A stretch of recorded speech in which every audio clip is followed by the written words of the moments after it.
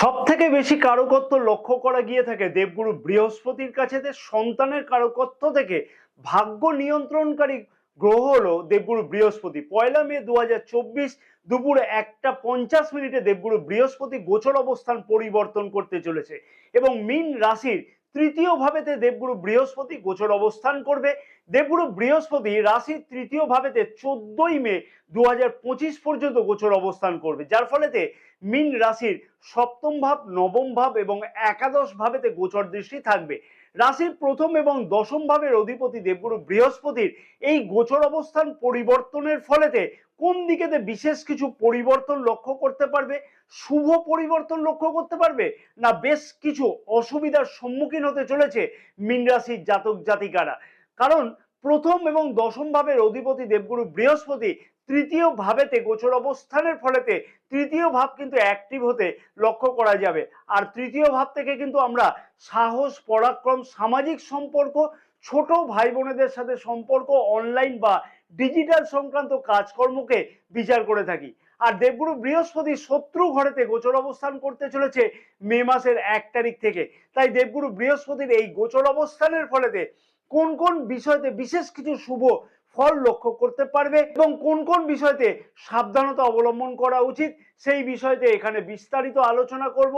সাথে গুরুত্বপূর্ণ বেশ কিছু টিপস মীন রাশির জাতক জাতিকাদের জন্য দেওয়া থাকবে, যা কিনা দেবগুরু বৃহস্পতির এই মহাপরিবর্তনের ফলেতে যে সকল সুখ সুবিধাগুলি পাওয়া যাবে সেইগুলিকে বৃদ্ধি করতে যথেষ্ট পরিমাণে সাহায্য করবে।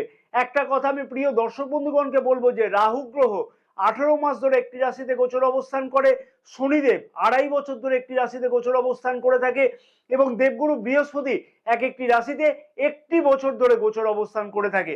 তাই এই সকল গ্রহগুলির ট্রানজিট কিন্তু খুবই গুরুত্বপূর্ণ হয়ে থাকে প্রত্যেকটি রাশির ক্ষেত্রেতে।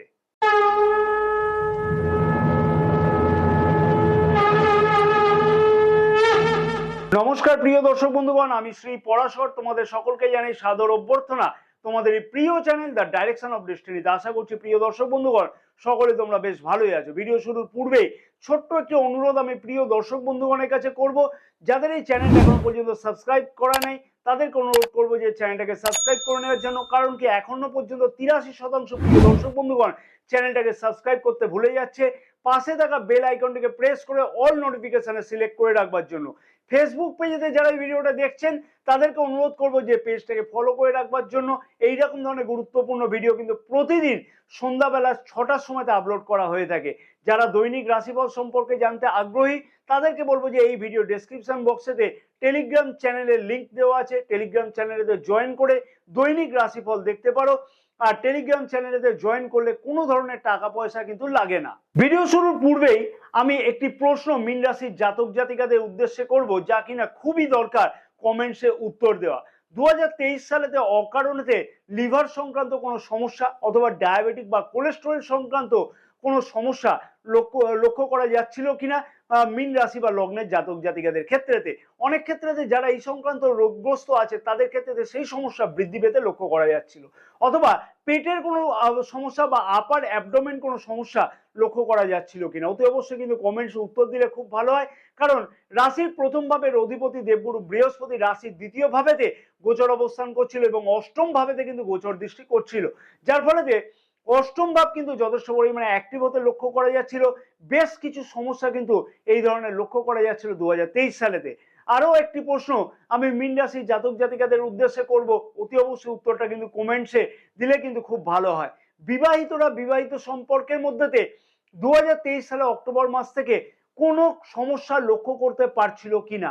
যেমন ছোটখাটো ব্যাপারেতে বেশ কিছু অসুবিধা লক্ষ্য করা, নিজেদের মধ্যে তালমিলের অভাব ঘটা, অথবা বেশ কিছু ডিসস্যাটিসফ্যাকশন লক্ষ্য করতে পারা যাচ্ছিল বিবাহিত সম্পর্কের মধ্যে, এইরকম ধরনের লক্ষ্য করতে পারছিল কিনা।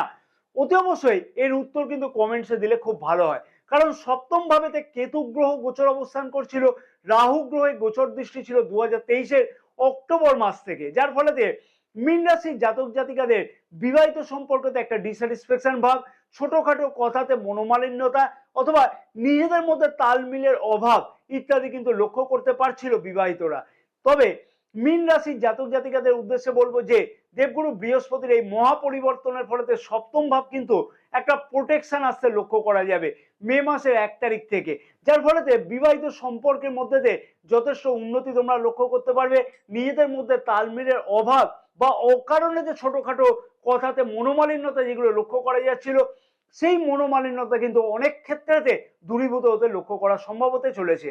অবিবাহিতদের ক্ষেত্রে কিন্তু বেশ কিছু বাধার সৃষ্টি হচ্ছিল অক্টোবর মাসে 2023 থেকে, অকারণেতে কথাবার্তা, বিবাহের কথাবার্তা এগিয়েও কোনোভাবে কেটে যাচ্ছিল বা বিবাহ যোগ সেই রকম ভাবে লক্ষ্য করা যাচ্ছিল না, কারণ সপ্তম ভাবেতে রাহু গ্রহের গোচর দৃষ্টি থাকবার জন্য।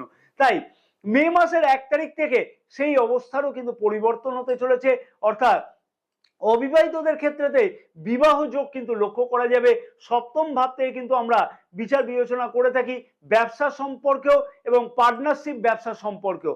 2023 সালের অক্টোবর মাস থেকে ব্যবসায়ীদের কাছে একটা ডিস্যাটিসফ্যাকশন ভাব লক্ষ্য করা যাচ্ছিল, অকারণে দৌড়ঝাঁপ বৃদ্ধি পাচ্ছিল, কিন্তু আলটিমেট গোল কোনোভাবে লক্ষ্য করা যাচ্ছিল না, অথবা পার্টনারশিপ ব্যবসাতে অকারণেতে কোনো সমস্যা বৃদ্ধি পেতে লক্ষ্য করা যাচ্ছিল। ব্যবসায়ীদের ক্ষেত্রে অনেক চিন্তার কারণ কিন্তু লক্ষ্য করা যাচ্ছিল 2023 অক্টোবর মাস থেকে।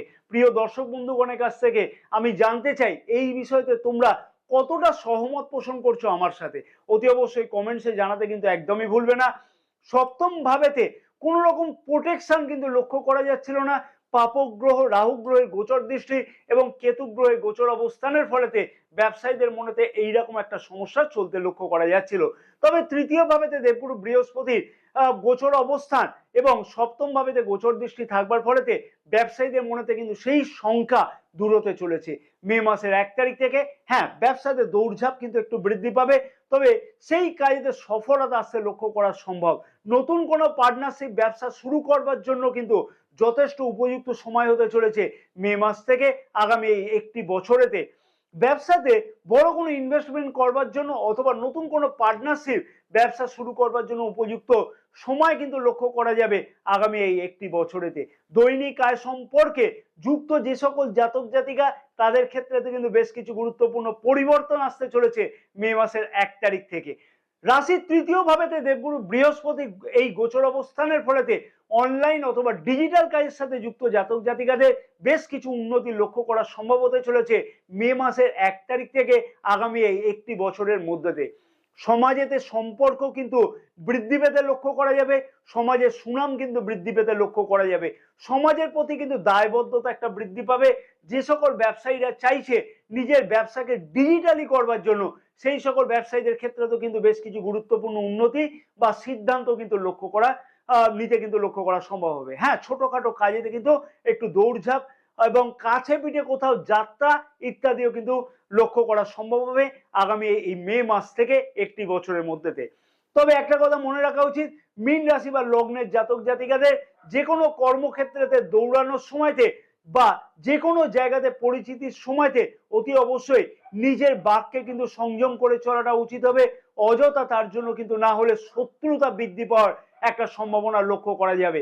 যেহেতু ছোট ভাই বোনেদের বিষয় তো আমরা তৃতীয় ভাব থেকে জানতে পারি, তাই তৃতীয় ভাবেতে দেবগুরু বৃহস্পতির এই গোচর অবস্থানের ফলেতে ছোট ভাই বোনেদের সম্পর্কের উন্নতি কিন্তু ছোট ভাই বোনদের সাথে সম্পর্ক উন্নতি অতি অবশ্যই লক্ষ্য করা সম্ভব হবে, এবং ছোট ভাই বোনদের শরীর স্বাস্থ্য নিয়ে যে সকল চিন্তা ছিল সেই সকল চিন্তাও কিন্তু দূরীভূত হতে লক্ষ্য করা সম্ভব। মীন রাশি জাতক জাতিকাদের একটি প্রশ্ন আমি করব, অতি অবশ্যই কমেন্টসে তার উত্তর দিতে কি হবে। 2023 সাল থেকে মীন রাশি বা লগ্নের জাতক জাতিকারা ভাগ্য ক্ষেত্রে দেখি বাধা সৃষ্টি লক্ষ্য করতে পারছিল, সমস্ত কাজ ধীর গতিতে লক্ষ্য করতে পারছিল কিনা তোমরা 2023 সাল থেকে, অথবা পিতার শরীর স্বাস্থ্য নিয়ে বেশ কিছু চিন্তার কারণ লক্ষ্য করা যাচ্ছিল কিনা, অথবা পিতার বাতজ বেদনা বৃদ্ধি পেতে লক্ষ্য করা যাচ্ছিল কিনা, জয়েন্ট পেন সংক্রান্ত কোনো সমস্যা পিতার চলছিল কিনা। হ্যাঁ, এটা হতেই পারে, কারণ কি শনিদেবের গোচর দৃষ্টি রাশির নবম ভাবেতে 2023 সাল থেকে ছিল, তার ফলেতে ভাগ্য ক্ষেত্রেতে কিন্তু বেশ কিছু অকারণেতে বাধা সৃষ্টি হতে লক্ষ্য করা যাচ্ছিল, অথবা তুমি যে কাজেতে যতটা পরিশ্রম করছিলে সেই কাজ কিন্তু ততটা দ্রুত গতিতে এগোচ্ছিল না, কারণ শনি মানেই হচ্ছে শনয় শনয়, অর্থাৎ সবকিছু কাজ কিন্তু ধীর গতিতে প্রাপ্তি হতে লক্ষ্য করা সম্ভব। কোনো কিছু কাজ কিন্তু দ্রুত হতে লক্ষ্য করা যাচ্ছিল না এই কারণেতে, এবং পিতার শরীর স্বাস্থ্য নিয়েও কিন্তু বেশ কিছু চিন্তা লক্ষ্য করা যাচ্ছিল, জয়েন্ট পেন হতে লক্ষ্য করা যাচ্ছিল। দেবগুরু বৃহস্পতি অমৃত গোচর দৃষ্টি, সপ্তম গোচর দৃষ্টি কিন্তু ভাগ্যস্থানেতে থাকবে মে মাসের 1 তারিখ থেকে, যার ফলেতে ভাগ্যক্ষেত্রেতে বেশ কিছু উন্নতি লক্ষ্য করা সম্ভব। যে কাজেতে যতটা তুমি এফোর্ট আগে দিচ্ছিলে সেই কাজেতে সেই তুলনায় এফোর্ট যদি কম দাও তাতেও কিন্তু ভাগ্যক্ষেত্রে সফলতা লক্ষ্য করতে পারবে। তৃতীয় ভাবেতে যেহেতু দেবগুরু বৃহস্পতির গোচর অবস্থান করবে মে মাসের 1 তারিখ থেকে, নবম ভাবেতে যেহেতু গোচর দৃষ্টি থাকছে, তাই ধার্মিক যাত্রা কিন্তু যথেষ্ট পরিমাণে লক্ষ্য করা যাবে, এবং ধর্মের জন্য কাছে পিঠে কোথাও যাত্রাও লক্ষ্য করা সম্ভব হতে চলেছে মে মাসের 1 তারিখ থেকে। আর এইখানে আমি আরো একটা কথা বলবো যে বেকার যুবক যুবতীদের ক্ষেত্রেতেও কিন্তু ঘরে বসবার আর সুযোগ আসবে না। কারণ কি, যে কোনো ভাবে কিন্তু কোনো ধরনের ইন্টারভিউ কল আসা অথবা নতুন কোনো কেরিয়ারের সন্ধানের জন্য নিজেকে ব্যস্ত রাখতে লক্ষ্য করা যেতে চলেছে মে মাসের 1 তারিখ থেকে। আয়ের তুলনায় ব্যয় যথেষ্ট পরিমাণে বৃদ্ধি পেয়েছিল অকারণেতে মীন রাশি বা লগ্নের জাতক জাতিকাদের 2023 সাল থেকে। অকারণেতে বেশ কিছু স্বপ্ন বাধাগ্রস্ত হচ্ছিল পূর্ণ হওয়ার জন্য মীন রাশি বা লগ্নের জাতক জাতিকাদের। সেই বিষয়তে তোমরা কতটা সহমত পোষণ করছো আমার সাথে, এটি কিন্তু কমেন্টসে অতি অবশ্যই জানাতে ভুলবে না। কেনই বা হবে না? কারণ একাদশ ভাবের অধিপতি শনি গ্রহ দ্বাদশ ভাবেতে গোচর অবস্থান করছিল, এবং যার ফলেতে অনেক স্বপ্নই কিন্তু ঠিক মতো করে পূর্ণ হতে লক্ষ্য করা যাচ্ছিল না। অনেক স্বপ্ন পূর্ণের ক্ষেত্রেতে বিভিন্ন পরিমাণে বাধা আসতে সৃষ্টি লক্ষ্য করা যাচ্ছিল। অর্থাৎ আয় যতটা হচ্ছে তার তুলনায় ব্যয়ের হিসাব কিন্তু আগের থেকেই হয়ে যাচ্ছে, সঞ্চয় কোনোভাবে লক্ষ্য করা যাচ্ছিল না। 2024 সালে মে মাসের 1 তারিখ থেকে এই অবস্থানের পরিবর্তন অনেক ক্ষেত্রেতে কিন্তু লক্ষ্য করা সম্ভব। যদিও মনে রাখতে হবে যে দেবগুরু বৃহস্পতি মকর রাশিতে নিচস্থ হিসাবে বিচার করা হয়ে থাকে জ্যোতিষশাস্ত্রেতে, কিন্তু নবম গোচর দৃষ্টি একাদশ ভাবেতে মে মাসের 1 তারিখ থেকে থাকবার জন্য, দেবগুরু বৃহস্পতির এই অমৃত গোচর দৃষ্টি থাকবার জন্য অনেক ক্ষেত্রেতে কিন্তু বিশেষ কিছু স্বপ্ন পূর্ণ হতে লক্ষ্য করতে পারবে মীন রাশি বা লগ্নের জাতক জাতিকাদের আগামী একটি বছরেতে। আয়ের দিক থেকে কিন্তু বিশেষ কিছু গুরুত্বপূর্ণ পরিবর্তন অতি অবশ্যই লক্ষ্য করতে পারবে মীন রাশির জাতক জাতিকারা আগামী এই একটি বছরেতে। একাধিক উপায়তে আয় করবার জন্য বেশ কিছু গুরুত্বপূর্ণ চিন্তা ভাবনা করতে কিন্তু লক্ষ্য করতে পারবে মীন রাশি লগ্নের জাতক জাতিকারা। বড় ভাই বোনেদের সাথে সম্পর্কের অবনতি বা বড় ভাই বোনেদের শরীর স্বাস্থ্য নিয়ে যে সকল চিন্তা ছিল সেই সকল চিন্তার থেকেও কিন্তু মুক্তি পেতে লক্ষ্য করা সম্ভব হবে মীন রাশি বা লগ্নের জাতক জাতিকাদের আগামী মে মাসের 1 তারিখ থেকে। একটা কথাই আমি মীন রাশি বা লগ্নের জাতক জাতিকাদের উদ্দেশ্যে বলবো যে দেবগুরু বৃহস্পতির এই গোচর অবস্থান পরিবর্তন কিন্তু মীন রাশি বা লগ্নের জাতক জাতিকাদের ক্ষেত্রে খুব একটা খারাপ নয়। তবে হ্যাঁ, সব বিষয়তে একটু দৌড়াদৌড়ি বৃদ্ধি পাবে। সমস্ত কাজেতেই কিন্তু যদি সঠিকভাবে প্রচেষ্টা করা যায় তাহলে কিন্তু সফলতা পাওয়া সম্ভব হবে।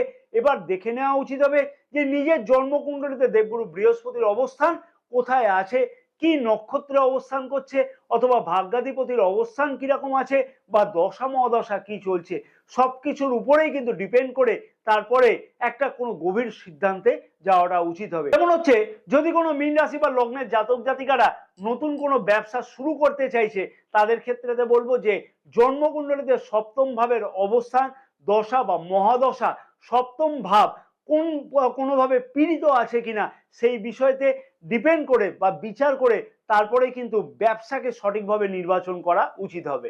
মীন রাশি বা লগ্নের জাতক জাতিকাদের উদ্দেশ্যে আমি বিশেষ কতগুলো উপায় অতি অবশ্যই এখানে বলবো। সেই উপায়গুলিকে কিন্তু আগামী একটি বছরেতে যথাসম্ভব পাঠ করা বা পালন করাটা উচিত হবে।